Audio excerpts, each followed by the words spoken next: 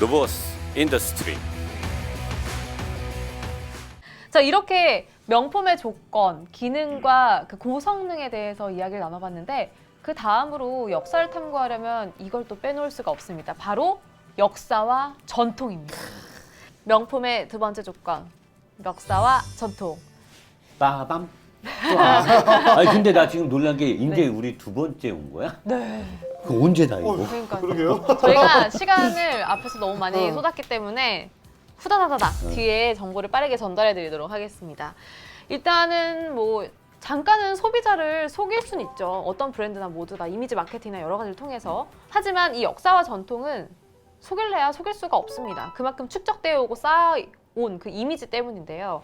벤츠의 시작부터 하나씩 좀 살펴보도록 할게요. 김연아 기자님이 뭘 열심히 찾고 있어요. 자, 지금부터 역사 이야기 시작해 주시죠. 네, 벤츠의 시작을 알려면 이 두 사람의 이름을 꼭 기억을 해야 됩니다. 네. 바로 이제 칼 벤츠와 고틀립 다임러인데요. 일단 칼 벤츠 바로 이분입니다. 잘생겼어. 네. 다 잘생겼어요. 근데 이 네. 칼벤츠는 어렸을 땐 되게 못생겼거든. 아 그래요? 유년기, 소년기 시절 때는 굉장히 약간 찐따같이 생겼었는데 크면서 사람이 멋있어졌어. 근데 이제 이 칼 벤츠가 이제 어린 시절에는 좀 약간 좀 상황이 좋지 않았던 것 같아요. 왜냐면은 열차 기관사였던 아버지가 이제 칼이 2살 때 세상을 떠났고 홀로 된 어머니가 이제 요리사로 일하면서 이제 아들이 좋은 학교에서 이제 기계공학을 공부할 수 있도록 많은 지원을 했다고 합니다.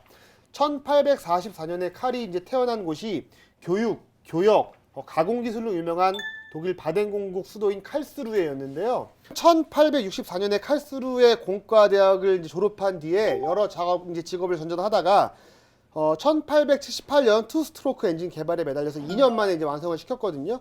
1881년에 휘발유 엔진 회사를 설립을 했습니다. 그런데 제품이 잘 팔리지 않아서 빈털터리로 회사를 떠나게 됐는데 1883년 이제 그런 칼을 재정적으로 후원할 그런 사람들이 나타나게 됩니다. 이제 요새 말하면 스폰이죠.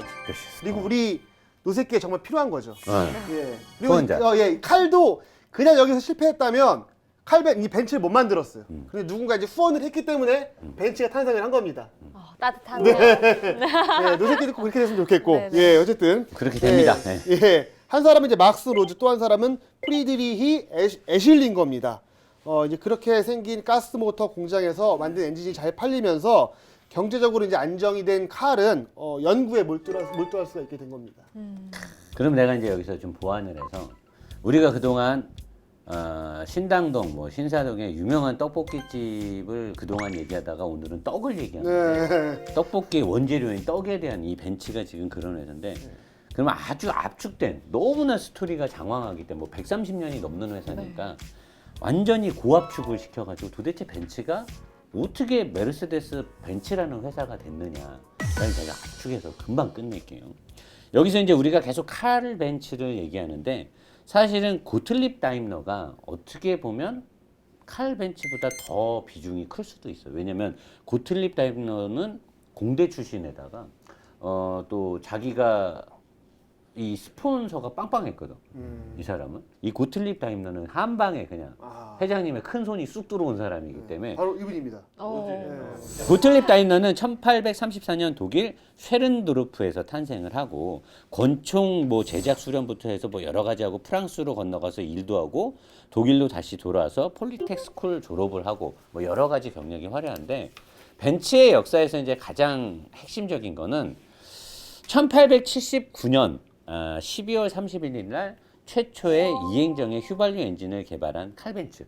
얘는 이제 역시 공과대학 출신이고 1883년 독일 마나임에서 세계 최초의 자동차 공장을 설립을 하는데 이 공장 이름이 벤츠앤시에. 자기 이름이 벤츠니까 벤츠앤시에라는 공장을 설립을 하고 1886년 세계 첫 번째 아까 자동차 그 3년에 그 자기 아내가 타고 갔다는 그 차를 만들어서 페이턴트 모트바겐이라고 특허받던 차를 만든 게 이제 칼 벤츠가 여기까지 활약.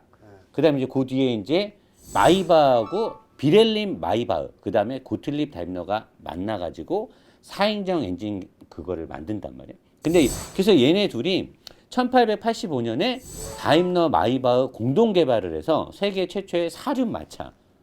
그러니까 우리가 생각하는 차는 바퀴가 4개여야 되잖아.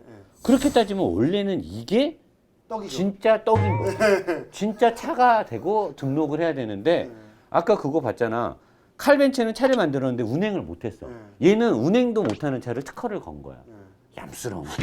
아주 얌스러운 거지. 근데 이 다임러하고 마이바흐는 차를 만들었음에도 불구하고 사행정은 특허를 걸었지만 차는 특허를 못 건 거야.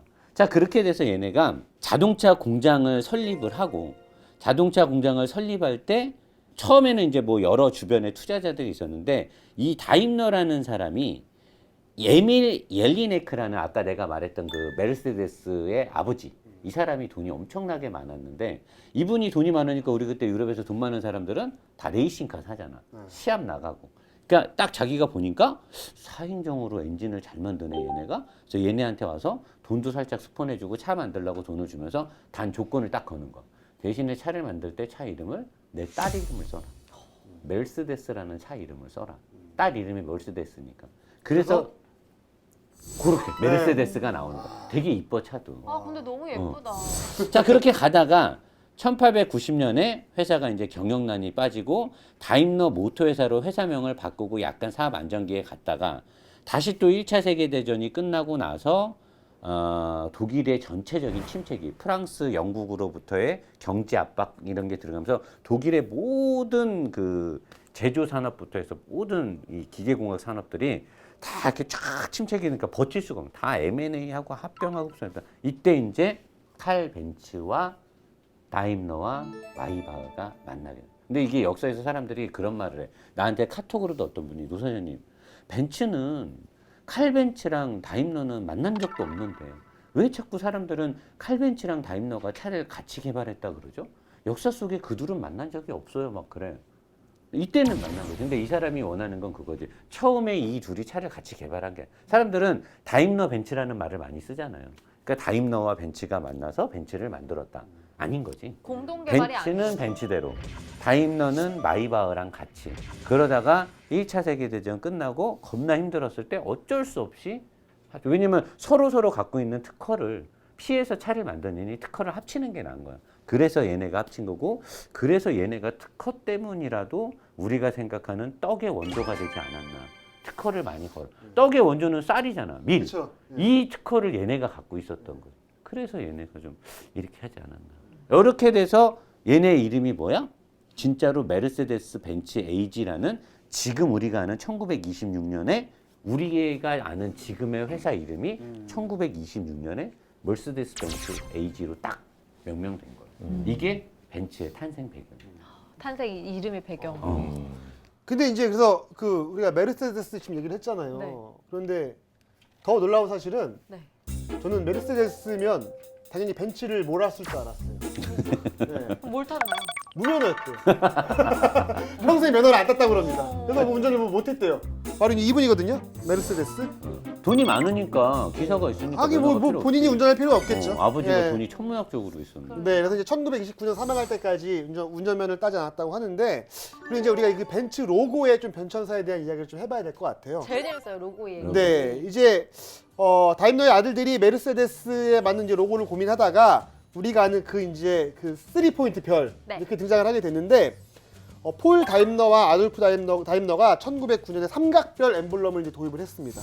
이제 이후 이제 삼각별은 다임러에서 제작한 엔진이 육지 자동차, 그다음에 바다는 선박, 하늘은 이제 항공기, 이 세 분야로 나아가겠다는 이제 의지를 포함했다고 하더라고요. 그리고 이제 별의 입체감까지 더해서 별은 언제나 위에서 빛난다라는 의미를 추가했다고 하는데, 벤츠와 합병을 하면서 이제 자동차계에서 이룬 이제 성공을 뜻하는 월계관이 이제 합쳐지면서 네, 이제 엠블럼을 만들었는데, 그 엠블럼이 단순화가 되면서 지금의 엠블럼이 이제 탄생을 하게 된 겁니다. 엠블럼 탄생 얘기는 정말 언제 들어도 너무 재밌는 것 같아요. 근데 이제 저희가 엔진 기술에 능통한 두 사람이 이렇게 만나서 세운 회사잖아요. 그렇다면 당연히 이들이 만든 차 훌륭하겠죠. 사진 먼저 보여주시죠. 네, 바로 이 사진입니다.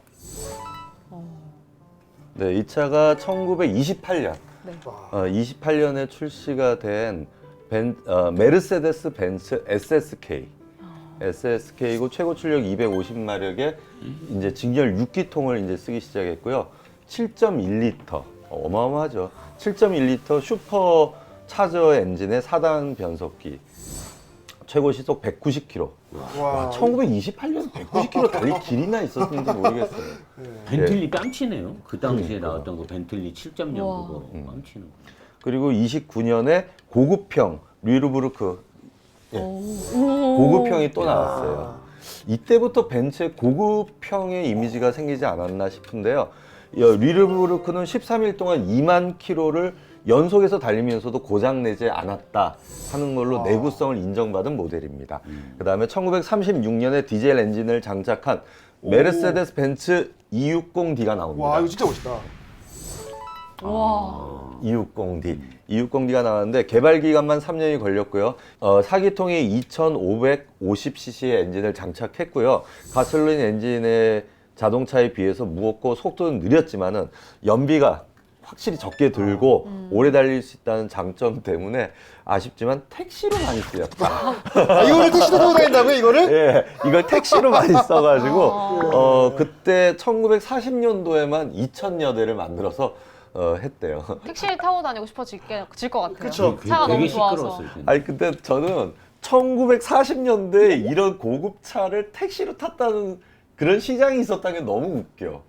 김 기자 그때 우리나라 뭐 했어? 40년이요? 그때 이제 일제시대죠. 어. 일제시대 이제 마지막에 열심히 독립운동할 때죠. 아 독립운동할 때였구나. 예. 아 독립군한테 저 차가 있었어야 되는데. 아, 나 갑자기 궁금해졌어. 우리 그 야인시대도 그렇고 일본 일제시대에 보면 옛날 차 나오잖아요. 일본 네. 놈들 타고 다니는 까만 차 이런 네. 거. 일본 놈들이 죄송합니다.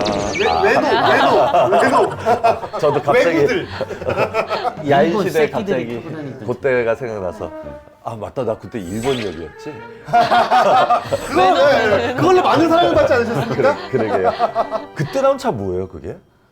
뭐 브리샤 같은 아니 그때 뭐였더라? 약간 이렇게 생겼었는데 네. 근데 그때는 대부분이 뭐 벤츠 이런 거 아닌 포드 건가요? 거였어요. 우리나라에 들어온 거. 포드였구나. 포드랑 미국 거였어요. 이런 느낌이긴 했어요. 요런- 근데 요런 우리 식으로 생겼어요. 포드랑 GM 거였어요. 우리나라에 들어온 거예요. 그래서 1930년대로 넘어가면 이 메르세데스 벤츠는 크고 멋진 형태의 이런 좀 전에 그런 택시로 쓰였던 그런 큰 리무진에다가 특히 신경을 많이 쓰게 되는데요. 그때부터 신경을 쓴 게 지금의 벤츠의 기본이 되지 않았나 싶게 되는데 그러다 보니까 크고 웅장하고 이런 리무진 타입을 주력한 몇 개 안 되는 브랜드다 보니까 그 당시에 국가 원수, 고위 공직자들이 그 차를 선호했대요. 그 중에서 독일 황제 빌헤름 2세가 메르세데스 벤츠 에오가였고요. 빌헤름 2세가. 그 다음에 독일 육군 원수 파울 폰 힌덴부르크는 당시 몇 대 없었던 이름도 멋있어요. 블리첸 벤츠. 블리츠. 예, 블리첸 벤츠를 몰았다고 알려져 있습니다. 이분입니다. 예, 블리첸 벤츠도 혹시 있나요? 잠시만요. 네. 좀 약간 템포가 빨라서 네. 맞추기가 좀 그냥 힘드네요. 가세요. 네, 네, 네. 알아서 갈라니까. 네, 자, 이겁니다. 자, 야, 이거 멋있네요. 끝장난다. 세상에 몇 대 안 되는 와, 예, 멋있다. 블리첸 벤츠를 지금 있으면 한 수천억 몰았고요. 하겠다. 이거를 아까 그분 멋있는 되게 세 보이는 분이 모은 거 아니에요? 와. 그리고 돈 많은 양반. 네. 이 벤츠를 좋아하는 그 유명인 중에 이분도 계신데 우리 이 노세키의 단골 손님 히틀러 옹 아이들 맞히려고 그랬는데. 정답! 그러려고 그랬는데. 히틀러 옹 이분께서도 그 너무 좋아해가지고 자기를 후원했던 어떤 사람이 마이바흐 리무진을 선물을 했는데 아 그거 필요 없고 벤츠 700K 770K로 바꿔달라. 그래서 히틀러의 에마가 지금 바로 저 이 차. 영화에도 영화에 맨날 엄청 많이 나오는 나와요. 거예요. 히틀러가 어디 전쟁 사찰 같은 거 돌 때 지역 저거 타고 다녀. 네 맞아요. 이거요? 이 차를 여러 가지 디자인과 사양을 가지고 7대를 가지고 시차를 갈 때 바꿔가면서 다녔다 하는 게 바로 이 차입니다. 7대면은 뭐 이렇게 요일별로 한 대씩 거의 뭐 가요. 건희영 수준인데. 이제 그러다 보니까 유럽 지역이든 어디서든 벤츠 그러면 최고급의 이제 세단이라는 이미지가 이때부터 쌓여오기 시작하죠. 와, 여기 앞에 이 별 모양이 유난히 돋보이네요. 엠블럼 참 잘 만들었어요. 네. 멋있어요. 차만. 예. 아니, 히틀러 이야기가 좀 나와서 그런데 또 그 시간이 왔습니다. 저희가 항상 지나칠 수 없는 그 시간. 바로 제2차 세계대전과 전범기업에 대해서 이야기해보는 순서를. 그 나쁜 것도 내가 또 다 네. 해요. 14분 계시네. 문제 네. 되는 건 다 내가 해요. 항상 내가. 나쁜 것들아 어려운 단어는 내가 다 떠안고 간다. 자, 일단 전범 기업이냐. 전쟁의 역사 2차 세계대전이 모든 유럽 브랜드들은 피해갈 수 없어요. 근데 이제 우리가 이렇게 공부 노새끼 하면서 이렇게 보니까 우리가 꼭 먼저 근간으로 알아야 될 게 뭐냐면 이 20세기의 자동차 발전에 진짜 가장 큰 기여는 전쟁입니다. 1차 세계대전과 2차 세계대전이 없었더라면 사실 이렇게 항공기와 선박과 자동차가 이렇게 많이 발전을 할 수도 없었고, 그리고 1차 세계대전, 2차 세계대전이 없으면 미국은 내가 봤을 때 어쩌면 그저 그런 나라가 됐을 수도 있어요.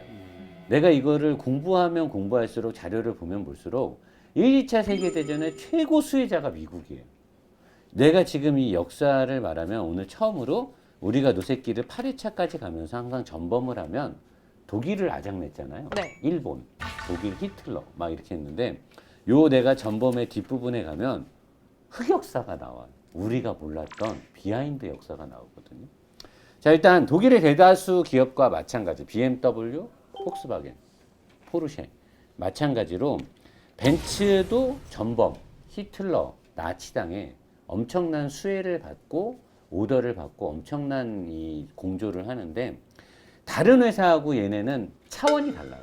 우리가 지금 노새끼를 하면서 떡볶이집이냐 떡이냐 클래스가 다르듯이 전범에 대한 깊이와 관여도도 차원이 아예 달라요. 얘네는 뭐 조금 뭐 해주고 뭐 장갑차 뭐 이런 수준이 아니야. 그냥 독일의 2차 세계대전의 거의 절반은 벤츠라고 봐도 돼요. 그 정도인데 아까 감독님이 말씀하신 히틀러가 좋아하는 차 전쟁통에 자기의 건재함을 과시할 때도 벤츠를 타고 다닌 거예요. 다른 차가 그렇게 많아도 어디에 지역 유세를 하러 다니던 저 뭐 프랑스를 점령했어. 히틀러가 가. 벤츠를 타고 가요. 벤츠의 마크를 온 세상에 알리는 거죠. 우리 순실이 누나가 그네 누나 백 들고 다니게 했듯이 이 벤츠가 히틀러가 이 차를 타고 다니게 한 거야. 이때부터 마케팅을 한 거야. 유럽의 대빵이 타는 차잖아. 저런 순실이 같은. 그러니까 이거 했는데 자 이제 벤츠는 이 칼벤츠와 아마 이때는 아마 다임러가 죽었을 때일 거예요. 마이바랑 칼벤츠랑 다른 애들이 있었을 텐데 독일의 주력 전차, 전쟁의 주력으로 쓸 때 얘네가 처음에는 1호 전차, 2호 전차, 3호, 4호, 5호 전차라는 숫자로 이름을 붙여서 생산을 했는데 1, 2, 3호 전차를 거의 대부분을 설계와 생산 모두를 벤츠가 전담 마크를 때려요. 설계도 하고 생산도 하고 얼마나 관여를 했으면 설계까지 해주겠어. 전쟁을 위해서. 5호 전차에서는 우리가 폭스바겐이 먹었던 만이라는 트럭 있죠. 우리 큰 트럭. 만한테 이 생산권을 많이 뺏겨. 5호 전차는. 만이 이제 막 개발한. 폭스바겐도 이제 커야 되니까. 아니, 만도 커야 되니까. 근데 사실 2차 세계대전 때 독일이 전쟁을 잘했던 이유는 그 물자, 전쟁 물자가 되게 좋았거든요. 총도 되게 좋았고, 기관총도 좋았고, 탱크전, 이 전차전에서의 이 어마어마한 최고지. 최고의 그 실력을 갖고 있었는데, 거기 이제 대공전에서도 전투기도 잘 만들었는데, 근데 여기에 가장 독일 2차 세계대전 때 가장 용맹함을 떨치고 가장 전투 실력이 좋았던 전차가 펜저라는 전차인데, 이거를 벤츠가 엄청 생산을 해요. 그러니까. 펜저를. 아니, 말씀이 죄송한데 옛날에 그 흑백 영화에 발찌대전투라고 있어요. 저는 흑백을 모릅니다. 아 진짜? 저 몰라요, 진짜. 흑백을 몰라요. 라디오 세대라 모릅니다. 그 발찌대전투에 저는 지금 말씀드렸는데 그 생각 확 나는데 미군 전차가 저쪽에서 독일 전차가 오는 게 보여.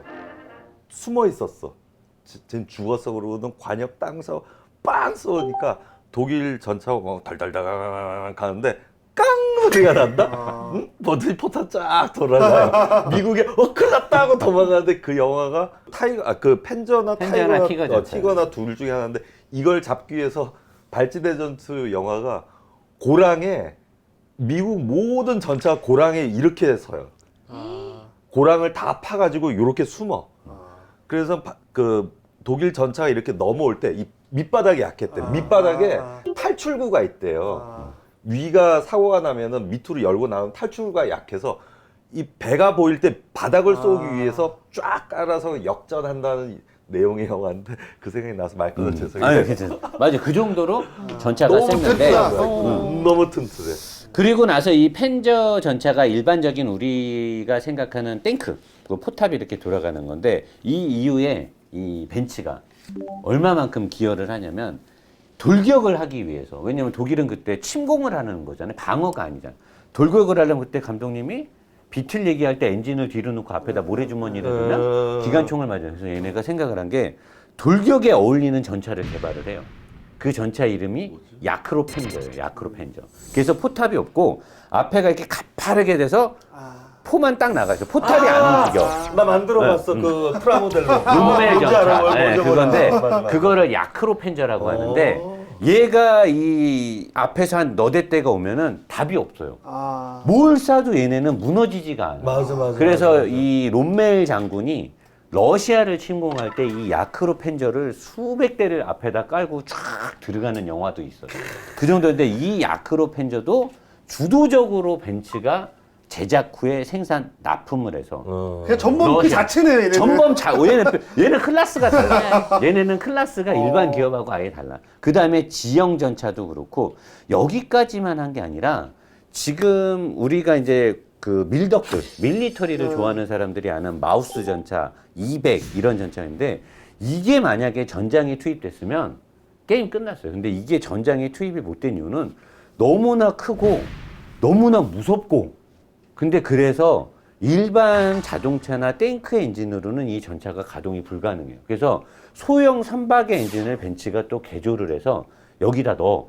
그래서 시험 제작이 나왔어. 이거 전장에 나가면 그냥 게임 끝이에요. 한 방 맞으면 그냥 다 무너지는 거야. 근데 이게 연비 때문에 못 가는 거야.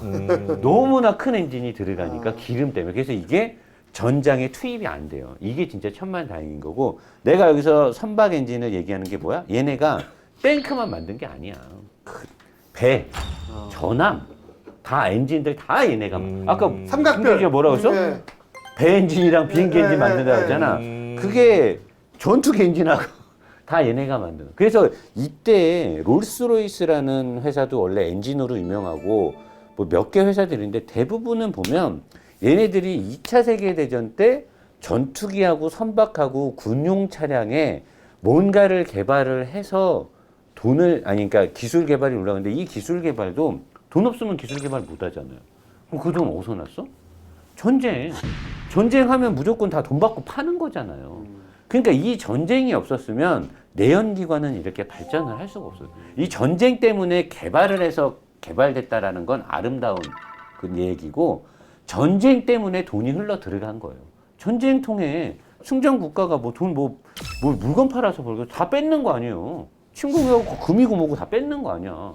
다 싹 갖고 다가 여기다 갖다 주고 야 탱크 10대 줘. 근데 돈이 막 쏟아져 들어오니까 막 개발하는 거잖아요. 사실 돈이 없으면 뭘로 개발할 거야?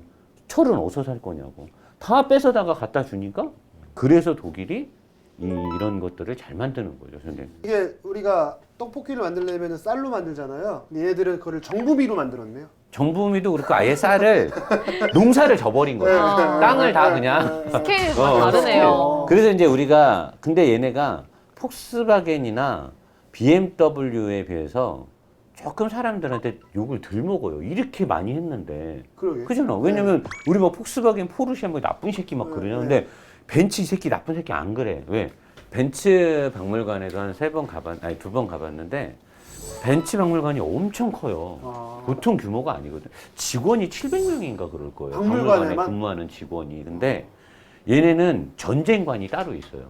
반성관이라고 따로 있어. 그래서 거기에 보면 얘네가 원래 종전하고 나서 연합군에 의해서 폭스바겐하고 똑같이 1년 6개월간 공장문을 폐쇄해야 되고 생산을 못하는데 얘네는 자발적으로 자기네 전쟁에 의해서 독일 히틀러의 전쟁에서 피해를 입은 피해 당사자들한테 충분하게 보상과 사과를 했고 그들의 후손들이 독일에 와서 어떤 뭔가를 전공하고 공부할 때 전액 학비 무료 그 다음에 뭐 숙식까지도 기숙사까지도 제공해주고 해서 최대한 뭔가를 잘못했을 때 빼거나 숨거나 그러지 않고 자기가 먼저 나서서 보상을 하고 왜냐면 돈 많잖아. 탱크를 그렇게 팔았는데 돈이 얼마나 많겠어. 다 해주고 그 다음에 지네가 박물관 뮤지엄 딱 지은 다음에 전쟁관 반성관을 딱 지어서 지네가 낱낱하게 히틀러한테 어떤 동조를 했고 어떻게 돈을 벌었고 우리는 나쁜 놈이고 우리는 이를 반성하고 있으며 쫙 해놓은 이 BMW 애들처럼 뭐 깔짝하고 끝내는 게 아니라 얘네는 쫙 이렇게 해서 그래서 사람들한테 쬐끔은 욕을 덜 먹지 않을까. 이게 벤츠의 전범, 클래스가 다른 전범. 여기까지입니다.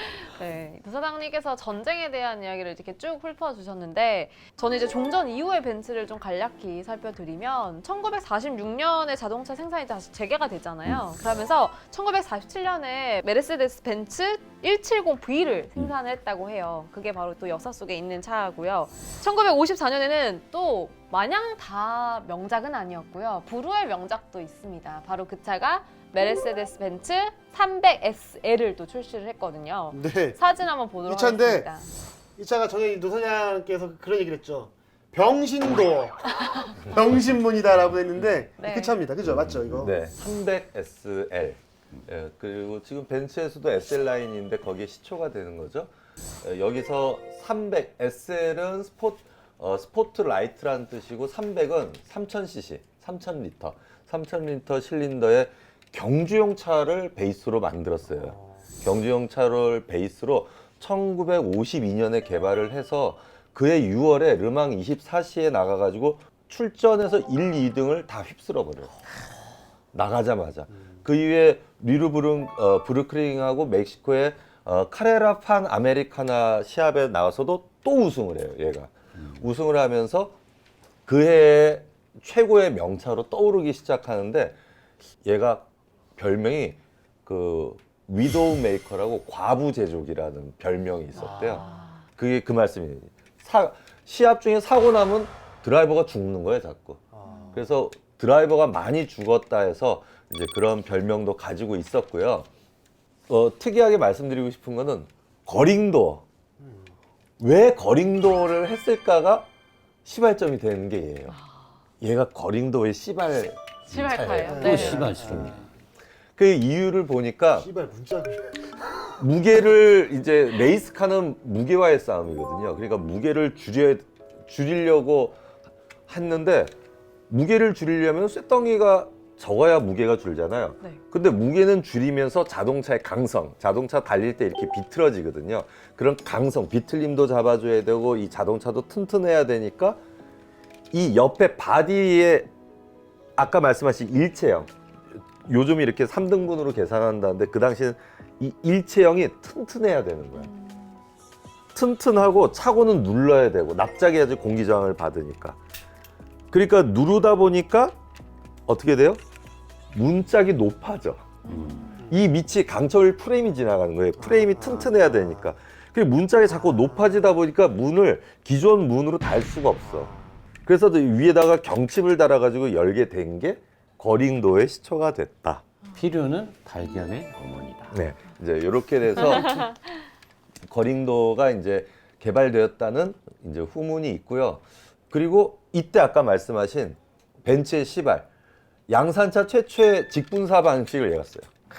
직분사 방식을 써가지고 만들어줬고 특이한 점은 이 본닛 안에 들어가는 엔진이 이 라인에 이 납작하고 공기 저항을 덜 받게 하는 이 디자인을 살리기 위해서 엔진을 배치를 할 때 45도 좌측으로 기울어지게 배치를 했다는 후문이 있습니다. 그게 바로 이 벤츠의 불후의 명작 300SL이었습니다. 네, 벤츠의 이렇게 역사에 대해서 저희가 좀 이야기를 나누고 있고 항상 궁금했던 그 300SL에 대해서도 이야기를 했는데 그 다음에 이어서 마지막 명품의 조건은 바로 저희가 꼽아본 게 바로 디자인입니다. 명품에는 항상 고유의 디자인이 있기 마련이죠. 벤츠도 역시 그중 하나인데요. 디자인이 예뻐야 뭐 아무리 전통이 오래돼도 디자인이 예뻐야 소비자들의 마음을 움직이겠죠. 그럼 본격적으로 한번 벤츠의 특유의 디자인에 대해서 이야기 나눠보도록 하겠습니다.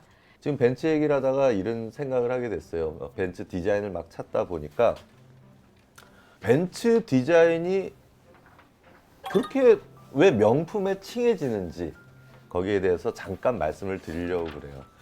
제가 어떤 동영상에서 그분이 너무 와닿았는데 그 동영상에서는 벤츠를 고성에 비유를 했어요. 벤츠의 디자인은 고성과 같다. 유럽에 가면 오래된 성들 있잖아요. 네네. 오래된 성과 같고 우리가 벤츠의 디자인을 갖고 디자인을 논할 때 물어요. 당신이 유럽 여행을 가서 고성을 보면서 디자인 참 후지다라는 말을 하시겠냐는 거죠. 시간이 못한다는 거죠. 지나도 그거는 예. 뭐 변화 너무 오래됐고 네. 그렇지만 지금도 그 고성 앞에 가면 셀카 찍고 와 멋있다 하는 이유가 역사. 맞아요. 그 오랜 시간 동안 지나온 역사. 그래서 기존의 벤츠 디자인은 약간의 무뚝뚝함과 그 시대적인 부분을 따라가지 않고 밀고 나가는 우직함.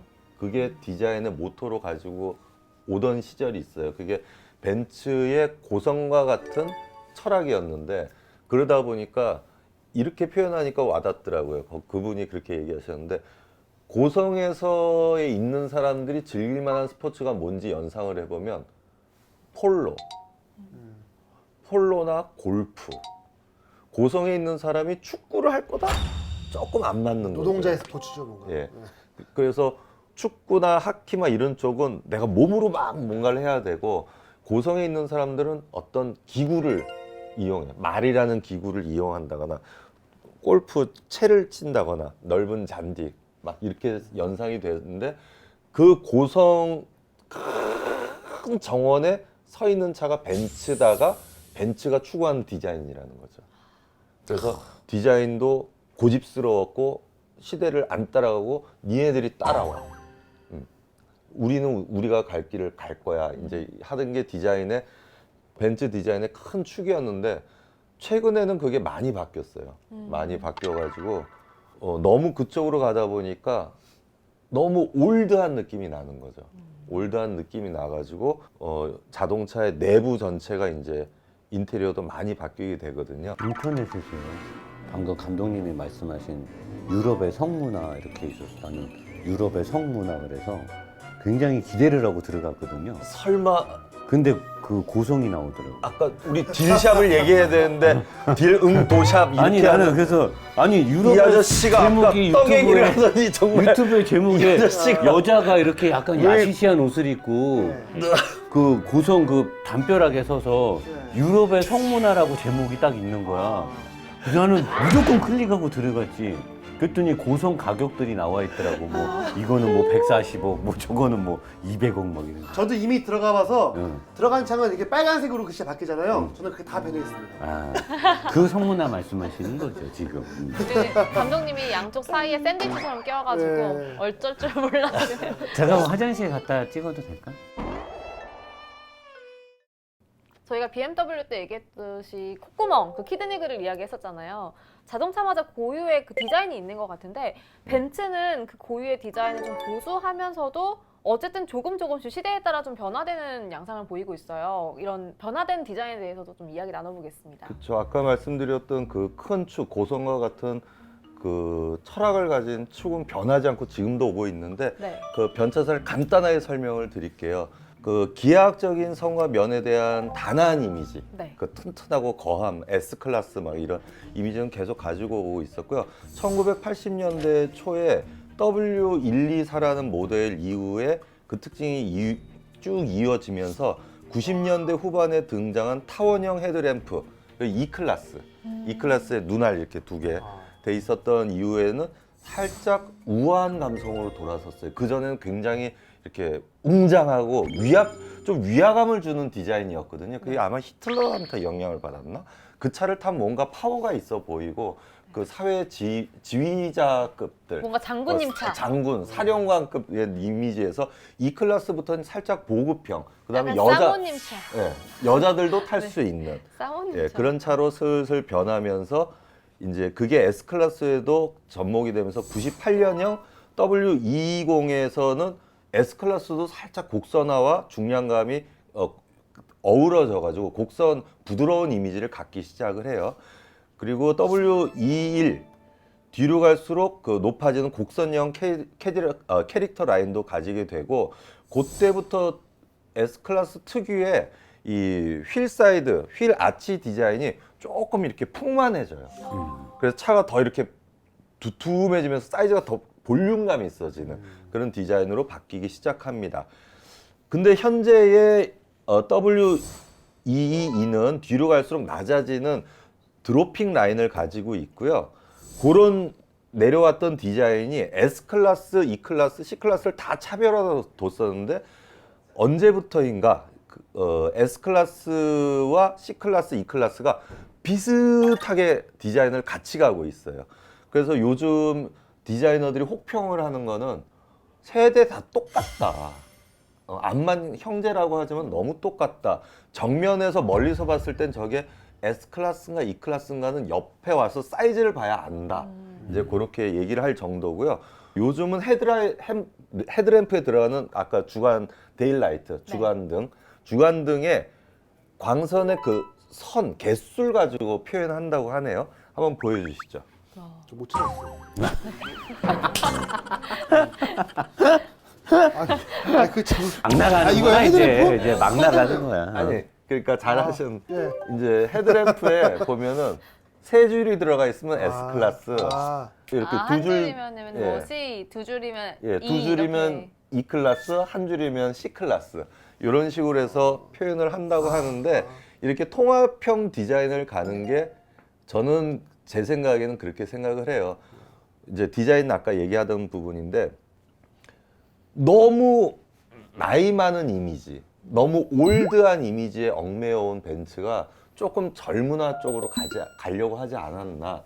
근데 가려고 한 이유를 저는 이렇게 BM이라고 생각을 해요.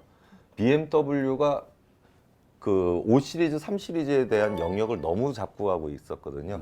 그래서 내려는 오고 싶은데 내려오는 방법 중에 하나가 C 클래스나 E 클래스를 보강을 하는 쪽으로 내려오고 그 다음에 이 안에 디자인이 올드한 거보다는 그런 구매층의 나이가 젊어지면서 계속 젊어지고 있거든요.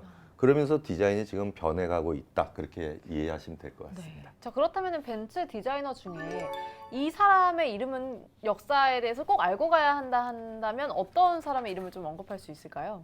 근데 이제 40살의 나이에 네. 디자인 수장이 된 사람이 있습니다. 바로 이 고든 바그너인데요. 이름이 왠지 벤츠 이름에 어울리네. 약간 독일 독일. 이름이죠. 바그너. 예. 바그너는 이제 1997년에 벤츠에 입사를 했는데 입사 초기에 뭐 GL, M, 뭐 R 클래스 등 주로 이제 SUV 디자인에 참여를 했고 2002년까지 이제 뭐 A부터 E 클래스, 그다음에 CLK, 뭐 CLS 클래스 라인업을 총괄하면서 입지를 굳혀왔습니다. 네, 그리고 이제 2007년 벤츠의 미래를 제시한 모델인 동시에 자신의 대표 콘셉트카인 이 F700, 이 F700을 내놓게 됩니다. 이 F700에 대해서도 이세창 감독님 네. 어딘지 있어요? 지금 여기 이 F700을 여러분들이 좀 관심 있게 봐주셔야 되는데요. 네. 왜 관심 있게 봐야 되냐면 100% 양산은 안 됐거든요. 그죠? 양산은 안 됐는데 F700 다음에 F800도 나오고 하는데 이게 벤츠가 앞으로 가고자 하는 디자인이라고 보시면 돼요. 훨씬 더 젊어졌고 유선형이고 저 F700은 돌고래에서 디자인 모티브를 가져왔대요. 그래서 굉장히 유선형으로 생겼잖아요. 그러게요. 예, 예. 돌고래 느낌이 나요. 말하고 은색 돌고래 약간. 예. 예. 요번에 신형 CLS가 약간 저런 느낌 나요. 예, 그렇죠. 이렇게 유선형으로. F700을 제가 강조하는 이유는 얘들이 얘기하는 디조또 엔진이라고 해서 개솔린 엔진에다가 디젤의 기술을 적용을 해요. 거의 합쳤다고 그냥 편안하게 생각하시면 되는데 그러면 디젤 엔진의 장점인 배출가스가 이제 유해한 게 좀 적다라는 장점하고 디젤의 연비 이런 걸 갖고 있는데 문제는 이 F700의 엔진이 4기통이에요. 이게 이 차 길이가요. 얼마나 기냐면요. 5m가 넘어요. 5m 1.7. 지금의 S클래스 롱바디보다 조금 짧거든요. 근데 S클래스가 지금 다 6기통 이상이 들어가거든요. 크거든요. 막 12기통도 들어가고. 근데 4기통에 몇 리터 엔진이 들어가냐면 1.8리터. 1.8리터면 우리나라 지금 아반떼 옛날에 소나타 점팔. 소나타 0.8 엔진. 그 엔진으로 이 차가 가요. 이 큰 차가 움직이는데 마력수가 238마력이 넘게 나오고 제로백이 이 큰 기압이 7.5초. 섰다가 100km 도달하는데 7.5초. 그만큼 토크도 좋고 그래서 벤츠에서는 다른 하이브리드도 개발하겠지만 디젤과 이제 가솔린이 하이브리드로 연동되는 이런 자동차 쪽으로 가겠다. 그리고 F800을 우리가 또 관심 있게 봐야 되는 거는 F800의 디자인에 그 합류한 분이 한국 분이라는 거. 굉장히 뿌듯한 한국 분이 F800에 이제 했다는 분이에요. 그래서 네. 그 벤츠의 향후의 디자인은 이런 식으로 좀 젊게 가져가는데 그 축은 절대 놓치지 않는. 그래서 그 정리하자면 벤츠의 디자인은 지금의 현 벤츠의 디자인은 고성을 리모델링 중이다. 예, 고성의 외곽은 가지고 있으면서도 그 안에 사는 사람들이 편안하게 살 수 있게 안에 인테리어나 이런 부분들, 그다음에 진 출입료나 이런 부분들을 굉장히 젊게 현대적으로 바꿔가는 과정이다 이렇게 생각을 하시면 될 것 같아요. 이선창 감독님께서 이야기했듯이 진짜 이게 벤츠가 그만큼 전통 역사가 오래된 만큼 구식이다 나이 든 이미지 이런 게 있을 수도 있는데 이런 변화와 노력을 계속 끊임없이 하고 있기 때문에 젊은 층에게도 계속해서 사랑을 받고 여러 뭐 세대를 아우르는 그런 차인 것 같다는 생각이 듭니다. 근데 방금 전에 뭐 한국 분에 대해서 짤막하게 이야기를 해주셨는데 그 벤츠 디자이너 중에 그 한국 분 어떤 분인지 좀 이야기를 해볼까요? 이럴 때 우리가 좀 이렇게 국뽕을 맞아야죠. 네. 한국분이 여기 자랑스럽게 해서 얘기를 하고 있습니다. 네. 예, 국뽕 맞아야죠. 이렇게. 네. 방언 토도스 말 너무 잘한다. 예, 동양인 최초의 최연소 디자인 센터장이 된 45세 한국인 휴버트 리, 한국 이름 예. 이일환 씨. 예. 약간 좀 이렇게 천재 피아니스트 같이 좀 생기기도 하셨는데. 맞아요. 예술가 같아요. 네, 이분이 확실히. 있고 그다음에 또 벤츠 최초의 여성 익스테리어 디자이너인 1986년생 조진영 씨도 있습니다. 굉장히 제 스타일입니다. 저도 보여주세요. 네. 오, 예. 멋있다. 그래서 이제 모두 이제 벤츠의 젊은 감각, 이제 젊은 활기를 함께 불어넣고 있는 그런 우리가 이제 국뽕을 맞을 만한 그런 화이팅! 디자이너입니다. 네. 대한민국 화이팅! 잘하고 있습니다. 멋있습니다. 근데 디자인은 사실 뭐 개인 취향이니까 저희가 뭐 좋다 나쁘다 벤츠의 디자인에 대해서는 뭐 호불호를 이야기할 수 있지만 뭐 그게 정답은 아니잖아요. 그러니까 이렇게 디자인에 대해서 정리를 해보도록 하겠고요. 일단은 뭐 벤츠에 대해서 이야기를 하고 있는데 저희가 다른 차들 역사를 얘기할 때는 항상 그 회사 이야기를 하면서 회사의 인수, 합병 이런 거에 대해서 되게 많이 얘기를 했어요. 근데 오늘은 그런 얘기는 따로 나오진 않았거든요.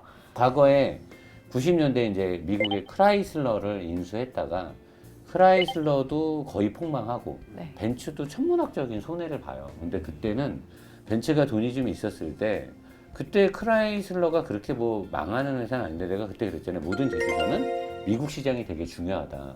이때 당시에 90년대 벤츠는 그걸 본 거죠. 근데 GM은 범접할 수 없잖아요. 그때 1위였는데 전 세계 1위 그룹이고 벤츠는 그때 뭐 전 세계 10위권 안에도 못 들어. 그러니까 돈은 많았지만 명성과 어떤 이런 브랜드 가치는 높았지만 전체 생산량이나 뭐 이 회사의 자본 가치는 그렇게 높지 않았으니까. 근데 얘네가 포드도 도저히 범할 수 없는 그 좀 높았고. 근데 그때 크라이슬러가 그렇게 비싸지 않았고 크라이슬러도 자기네 어떤 저가 브랜드의 이미지를 벤츠랑 섞음으로 해서 자기네 브랜드가 밸류가 올라갈 거를 계산을 했고 벤츠 쪽에서는 특히나 너무나 고급차만 팔 때 이때는 벤츠가 지금은 이제 뭐 A클래스니 B클래스니 많지만 이때는 벤츠는 SE, C인데 거의 주력이 고급차였거든요. 그러니까 이런 중서민들이 많이 타는 차를 저렴한 값에 생산하려면 또는 SUV 시장이 커질 걸 알았기 때문에 크라이슬러가 갖고 있었던 지프라는 브랜드,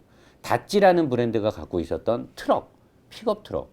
그러니까 이런 것들을 얘네가 보고 딱 합쳐졌을 때 최고의 시너지가 날 것이다. 모두 그렇게 봤고 그 당시에 미 증시 시장에서도 엄청난 이슈였는데 결국은 크라이슬러를 사는 사람들은 다임러 크라이슬러라는 브랜드로 바뀌었을 때 크라이슬러를 사면서 벤츠의 퀄리티를 원한 거죠. 근데 사실 그게 나올 수가 없잖아. 크라이슬러의 판매 금액이 있는데. 그리고 벤츠를 사는 사람들은 기분 나빠. 사람들이 이렇게 벤츠 딱 타고, 아, 그거 뭐 미국 거 그 클래스로 300씩 떴다고 하냐, 그거 막. 기분 나빠, 막. 그러니까 이게 시너지가 이렇게 날 줄 알았는데 시너지가 이렇게 난 거야. 그러니까 이게 양쪽에서 한쪽은 이쪽을 등에 업고 올라가고 한쪽은 이쪽을 등에 업고 이렇게 중서민들한테 차를 다 팔아서 시장을 확대해서 시장 진입 전 세계 5위 그룹이 들어가려고 했는데 오래 못 갔죠. 자, 그러다면 이렇게 저희가 역사를 쭉 훑어봤는데 벤츠는 그래도 그렇다 할 뭐 큰 위기 없이 물 흐르듯이 흘러왔다라고 좀 생각해도 될까요? 근데 왜냐면 그런 것들이 좀 맞춰지는 게 많이 팔았을 때 원가를 아끼고 뭔가 꼼수를 부리게 되지. 조금 파는 물건에 꼼수 부리면 바로 티나거든요. 그러니까 벤츠는 주력 모델이 고급차였는데 네. 그러다 보니까 꼼수를 부릴 만한 그런 게 별로 없었고 자기네 명성이 있기 때문에 사실 샤넬이라는 브랜드 밸류가 얼마나 높아요. 맞아요. 응? 고급 브랜드에서 벤츠가 자기네가 이 브랜드를 쌓기까지 얼마나 아까 감독님 말대로 성이잖아. 구성. 그냥 이 브랜드 밸류를 위해서 자기네들이 쏟아부은 노력과 이 천문학적인 돈을 꼼수를 통해서 위험에 빠뜨리면 안 되는 거죠. 큰일 나는 거죠. 근데 폭스바겐 사태나 도요타나 이런 사태들은 뭐야? 낮은 가격에 차를 많이 팔다 보니까 꼼수를 부릴 수밖에 없는 거예요. 그래서 벤츠는 그래서 그나마 이슈로부터 좀 약하지 않느냐라는 노 사장의 개인적인 추측인 거고, 또 하나는 벤츠도 마찬가지로 디젤 게이트로부터 자유롭지 않아요. 왜냐면 디젤 엔진은 BM이 됐던 폭스바겐, 아우디 뭐 어떤 회사든 자체 기술이 아니에요. 이 자동차 제조 회사들이 라이센스나 기계를 통째로 사다가 조립 생산을 하는 거예요.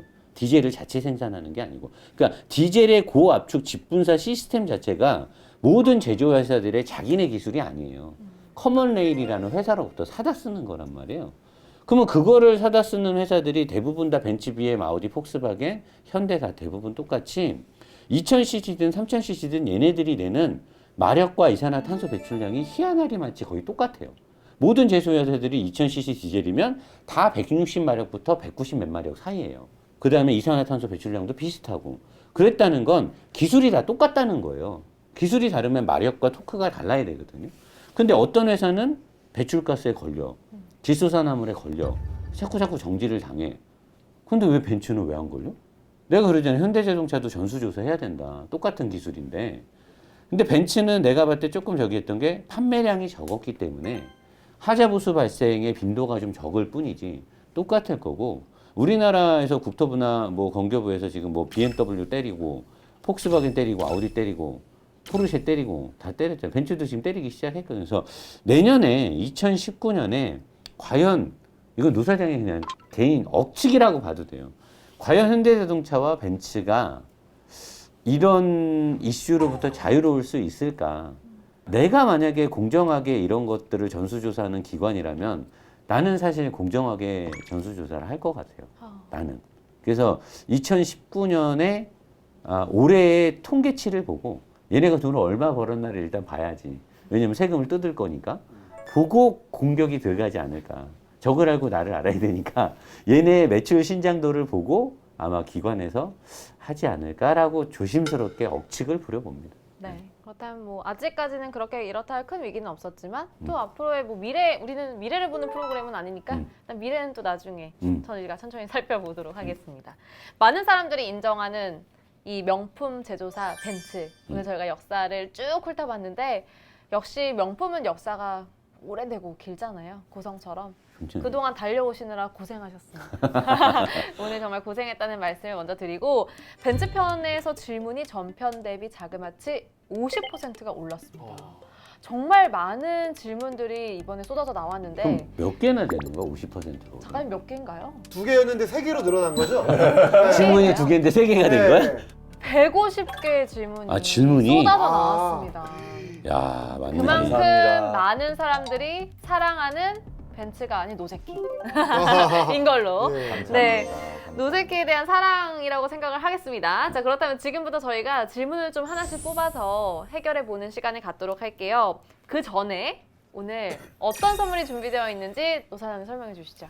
노보스 인더스트리 사이트에서 이번에 뭐 기념비적으로 좀 후드티를 되게 좋은 걸 만들었는데 인기가 되게 많아요. 그리고 원단도 되게 좋고, 모르고 어차피 제가 제작되면 다 갖고 올 겁니다. 드릴 건데, 그 티가 지금 절찬리에 판매 중이고 주문도 선주문이 굉장히 많이 들어왔는데, 뭐 여기 이제 우리 엘다 PD가 다 이제 샘플 사진을 다 보내겠죠. 근데 우리 직원들이 전화해서 사이즈 맞게 색상 고르는 거에 맞게. 색상도 고를 수 네, 있나요? 색상이 진청 네이비랑 밝은 이 그레이 톤이랑 검정색인데 되게 이뻐요. 로고도 되게 이쁘고 원단이 좋아서 그거를 이제 선물로 드릴 거예요.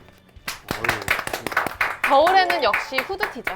그렇죠. 그거에 붓바 하나면 끝! 네, 기대해 주시기 바랍니다. 자, 그렇다면 노보스 인더스트리 게시판과 유튜브에 올라온 질문 저희가 뽑아서 풀어드리도록 하겠습니다. 먼저 노 사장님부터 뽑은 질문 소개해 주시죠. 저는 까우님께서 네. 뽑은데 상당히 질문이 날카로워서 네. 벨 뻔했는데 가솔린은 BMW, 디젤은 벤츠라고 내가 리뷰에서 얘기를 한 적이 있었어요, 몇 번. 그 이유를 알려달라고 벤츠의 가솔린 기술에 아쉬운 점이 있으시다면 이렇게 했는데 이게 이제 전부 다 엔진을 얘기한 게 아니고 이 비교 차종이 있었어요. 그때 5 시리즈하고 E 클래스였는데 둘 다 4기통 2000cc의 디젤 가솔린들을 타봤는데 원래 벤츠가 가솔린 엔진 잘 만들죠. 세계 최초로 만드는 회사인데 벤츠는 원래 배기량을 좀 크게 하고 넉넉한 토크를 뽑아내는 엔진을 생산하는 회사이기 때문에 낮은 배기량을 가지고 뭘 이렇게 잘 안 하는 회사예요. 원래 이렇게 품위를 유지하려고 하고 항상 엔진이 빠르게 돌면은 너무 방정맞아. 엔진도 느긋하게 돌아야 되고 그래서 벤츠는 옛날부터 원래 배기량이 좀 크고 마력보다는 토크를 풍부하게 나오는 세팅을 하는데 얘네가 이제 이 시장이 급변하는데 언제까지나 비싼 차, 큰 배기량, 기름 많이 먹는 차로는 시장에서 살아남을 수가 없으니까 그래서 얘네가 4기통 엔진은 유럽 얼라이언스하고 같이 개발을 하는데 이 엔진이 이 가솔린이 굉장히 직분사 시스템을 쓰면서 벤츠라는 브랜드와 어울리지가 않아요. 소리도 많이 나고 뭔가 근데 벤츠는 디젤을 또 처음 개발했던 회사이기 때문에 얼라이언스랑 하면서도 디젤 쪽에는 그래도 조금 더 신경을 썼더라고요. 그래서 4기통 기준으로 내가 얘기한 건데 4기통 기준으로 봤을 때는 디젤은 벤츠가 BM보다 좋고 BM 같은 경우는 지네가 이제 이 엔진을 개발을 쭉 주도했기 때문에 가솔린을 굉장히 부드럽고 좋아요. 그리고 스프린트한 그런 맛이 있어서 그래서 이 까우님한테는 전체 브랜드의 엔진을 제가 얘기한 게 아니고 4기통 2000cc일 때 가솔린은 BMW가 좋고 디젤은 벤츠가 더 좋았다라는 거지 다른 얘기는 아니었다라는 거. 네. 옵션을 놓고 이제 비교를 했을 그렇죠. 때 네. 그런 상황이 있었다라는 설명을 해주셨습니다. 까우님께 저희가 노보스 인더스트리. 노보스 인더스트리 후드티를 쏘겠습니다. 축하드립니다. 자, 그 다음 질문 이세창 감독님. 네, 저는 박성민 님이 저는 왜 벤츠 살 돈이 없는지 알려주세요. 이렇게 문자. 어떻게 하려고? 어떻게 하려고? 전화했어요? 아니, 재무설 계산하시는 거예요 지금? 그래서 알려드릴 방법이 없어서 네. 다른 분을 정했습니다. 네. 아 잘렸구나. 네. 다른 분은 JS 킴께서 죽기 전에 벤츠 오너 한 번은 해봐야 한다는데 그 이유가 뭔가요? 물으셨어요. 근데 그렇게 말씀드리고 싶네요. 이 벤츠라는 단어가 일종의 고급차의 고유명사 같다라고 생각하시면 될 것 같아요. 그래서 이 말을 전 다르게 해석해 드리고 싶어요. 돌아가시기 전에 좋은 차 한번 타셔야죠. 이렇게 표현을 하고 싶고요. 이렇게 표현할 수밖에 없게 된 이유가 오늘 이 내용에 다 있었던 거라고 생각해요. 그래서 우리 그 JS 킴 님께서 꼭 벤츠 S클래스 AMG로 최고 버전으로 타시기를 기원하는 의미에서 노보스 인더스트리의 멋진 후드티 선물해 드릴 테니까 나중에 벤츠 타실 때 꼭 입고 타세요. 아, 축하드립니다. 죽기 전에 벤츠 오너 그러면 가시는 길 편하게 우리 어떻게 상조회사 어떻게 스폰 한번 받아보는 겁니까? 오늘 가시는 길. 리무진으로 받으시겠어요? 네, 다음 김현애 기자님. 저는 이제 박성민님의 저는 왜 벤츠 살 돈이 없는지 알려주세요라는 질문에는 정말 많은 이제 성공하시라고 응원을 보내드리고 싶고 저는 네. 아, 그분 후드티 하나 줘야 되는 거 아니에요? 줘야 될 것 같아. 아, 박성민님? 박성민님께 후드티 쏘겠습니다. 아, 예. 저 질문에 그걸 뽑겠습니다, 저는. 예, 본인의 질문 네네. 한번 하겠습니다. 예, 저는 이거 그냥 저도 몰랐던 건데 그냥 질문 보면서 너무 궁금했던 게 생겼어요. 태문일님께서 북한 김일성부터 김정일, 김정은까지 벤츠 사랑 그들은 왜 S 클래스만 고집할까요?라는 질문을 해주셨는데 몰랐거든요. 근데 그런 일이 있나요, 이렇게 태문일님? 아 근데 저기가 있어요. 내가 아까 그 얘기를 했는데 양산차에 최초 방탄 시스템을 적용한 회사가 내가 알기로는 벤츠로 알고 있거든요. 아 그래요? 물론 다른 회사들도 뭐 조금 있었는데 얘네는 아예 양산 회사에서 판 거예요. 다른 회사들은 이제 그 오더 베이스라 그러잖아. 개인적으로 인디비주얼 오더라고 해서 원래 이런 자기네 카탈로그 상에 없는 메뉴를 뭐 홍상국가에서 사실 푸틴이 자기네 나라에서 뭐 자동차 생산하는 브랜드인데 가서 야 방탄차 하나 좀 만들어야지 뭐 죽을 일 있어 만들어야지. 근데 벤츠는 내가 알기로는 그냥 있었던 걸로 알고 있어요. 물론 우리 일반인들이 보는 그 카탈로그에는 없지만 그 귀빈들한테 따로 주는 그 특별 메뉴에는 방탄차 S클래스가 있었을 거예요. 그래서 아마 그거를 뚱땡이 브라더스들이 하지 않았을까. 저는 또 아까 들으면서 뭐 디자인이나 기능, 성능 모든 것들이 이제 사람 중심적으로 이제 됐잖아요. 그래서 뭐 본인의 몸이 굉장히 소중하기 때문에 그러니까 본인의 몸을 잘 지켜줄 수 있는 그런 차를 선호하지 않았나. 아니면 근데 네. 그거보다는 그 문화인 것 같아요. 아, 히틀러도 탔으니까 김정일이도 타야죠. 돈 열심히 벌어서 저도 40살 땐 벤츠 타야겠어요. 마이바흐를 사세요. 2년 뒤에? 뭐? 믿는다니까요? 거짓말 탐지기를. 자, 그렇다면 지금부터 한 분씩 스케치북을 들어주시기 바랍니다. 자, 먼저 김현애 기자님. 아 오늘 진짜 뭐 이렇게 역사 얘기를 하다 보니까 진짜 원조다. 네. 그런 생각이 들어서 저는 장충동? 아유 벤츠는 마봉님 할머니다. 장충동이 안 나왔구나. 네, 이렇게 한번 해봤습니다. 네. 마봉님 떡볶이 먹고 싶네요. 네, 어려워졌죠. 아, 뭐가 처음부터. 어려워요? 뭐 먹고 싶다니까요. 네. 저는 감독님. 벤츠는 굴러가는 역사이다. 약간 비슷한 약간 그 역사 원조 네네, 뭐 맞아요. 예, 이런, 네. 그렇죠. 그리고 아. 그 굴러간다면 지금도 굴러가고 아. 있고요. 네. 예, 자동차 역사를 계속 끌고 가는 축이 되지 않을까 그렇게 생각을 하고 있습니다. 네. 야 그러면 이게 원조고 네. 굴러가는 역사. 역사고 네. 뭐 뭔가 하셨어요? 맞는데 왜냐면 히스토리 역사가 물론 이건 뭐 남자 여자 차별하는데 히스토리 역사가 그 남자의 이야기라는 소리도 있어요. 히스토리. 히스토리. 저는 벤츠는 남자라고 썼거든요. 오. 그럼 전 답 정해졌네요. 정해줬죠. 벤츠는 히스토리다. 아 그러네요. 자동차의 히스토리. 아. 네. 벤츠 이꼴은 진짜 자동차의 어. 히스토리잖아요. 네, 자동차의 최초의 자동차 특허권을 가진 벤츠. 너무 다음 스케줄 있으세요? 이렇게 빨리빨리 끝내시는 거예요? 아니 힌트를 주셔가지고. 너무 교묘하게 넘어가는 경향이 있어요. 아 그럼 할까요? 솔직하게? 아 시간 많아. 그러니까 밀었어 지금. 제가 말씀드렸잖아요. 퇴직금 미리 주면 안 된다고.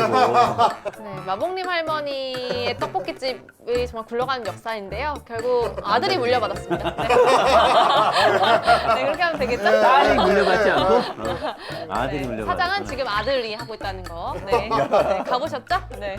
사장님 발레 파킹 해주시고. 자, 이렇게 해서 저희가 오늘 벤츠의 역사에 대해서 집중 탐구를 해봤는데요. 이렇게 되면 또 다음 주제가 궁금해집니다. 구화. 과연 어떤 주제로 저희가 이야기를 또 해볼지 미리 선정하도록 우리가 하겠습니다. 미리 회의는 안 했는데 왜냐면 우리가 이제 어느 정도 중요한 기업들은 했고 그래서 제가 이제 네. 아무래도 저는 이제 자동차 리뷰를 진행하고 있어서 봤을 때 유럽을 사실 많이 하긴 했는데 또 태평양을 건너서 대서양을 건너서 미국도 갔다 왔고 일본도 했고 우리나라로 시작했고 근데 워낙 유럽의 브랜드가 많으니까 근데 이제 우리한테는 어쩌면 생소할 수도 있는데 우리 또 삼성자동차를 인수했던 네. 관련이 있고 유럽에서는 사실 제일 크거든요. 규모가 크고 전 세계 5개, 6개 브랜드로 압축이 될 때 살아남는 유일한 그 일반 브랜드인데 르노.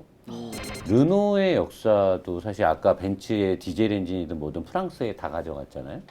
사실 우리나라에서만큼 우리나라 일반 사람들 몰라요. 다른 저보다 공부를 많이 하신 분들은 어떻게 생각할지 모르는데 저는 공부를 못해서 잘하면서 저는 한 번도 프랑스에 대한 뭔가 교육을 받은 적이 없어요. 근데 사실 법 쪽도 그렇고 이 헌법이라든가 이런 법의 시초도 사실 프랑스에 뿌리를 두고 있다 그러더라고요. 맞아요. 맞아요? 네. 그런데 우리는 뭐 그런 걸 잘 모르니까. 그리고 자동차도 사실은 프랑스에 굉장히 뿌리가 깊어요. 근데 우리나라에서 르노, 시트로랭, 뭐 푸조 이런 차가 많이 안 팔리니까 우리나라 사람들은 프랑스 시트로랭, 푸조 이러면 에이 뭐 막 이러는데 사실은 아니거든요. 어마어마하게 크고 1차 세계대전 당시 그 전에 독일을 좌락펴락했던 나라가 프랑스인데 예전에 또 저 식민지도 많이 갖고 있었잖아요. 되게. 그러니까 뭐라고 하셨어요?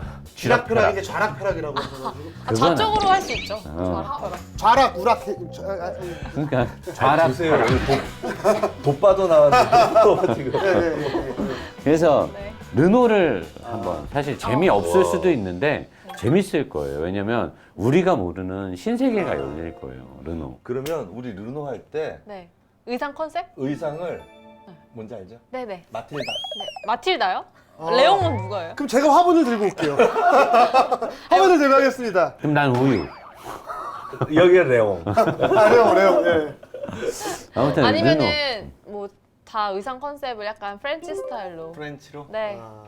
프렌치 알았어요. 인터넷 검색해보고. 네. 네. 네. 검색해보고. 그럼 저희가 다음 주 주제는 구화 르노로 확정되었습니다. 기대 많이 해주세요. 자, 이렇게 해서 오늘 많은 사람들이 인정하는 그 명품 자동차 벤츠에 대해서 이야기를 했는데요. 노세키도 이 명품 방송으로 가고 있잖아요. 가고 있죠. 그렇죠? 네. 앞으로도 여러분께 명품 방송으로 인정받기 위해서 저희도 노력해서 돌아오겠습니다. 시청해주셔서 감사합니다. 인사드릴게요. 감사합니다. 아, 수고하셨습니다. 마지막 멘트가 너무 멋있었다. 네? 나도 해보자고. 네.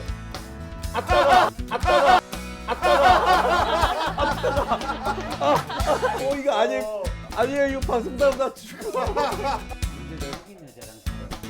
아니요.